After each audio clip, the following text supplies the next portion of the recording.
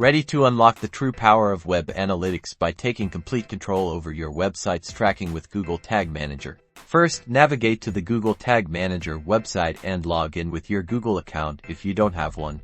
Create a new account. Once logged in, you'll need to create a new account. Click on the Create Account button to begin. Now, let's set up your account. Provide a descriptive account name for your business or website. Select your country and carefully consider the user settings, then click Create.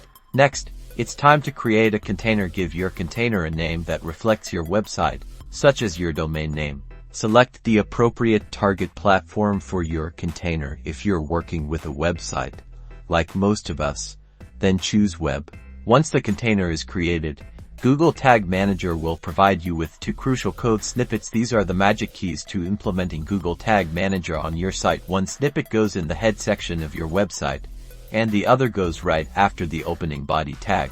Head into your website's code editor or content management system and paste the first code snippet just after the opening head tag of every page on your site. Now, paste the second code snippet immediately after the opening body tag on every page. After implementing the code, you can start building out your tags, triggers, and variables within Google Tag Manager. Clicking on Submit allows you to start to deploy your changes to your website.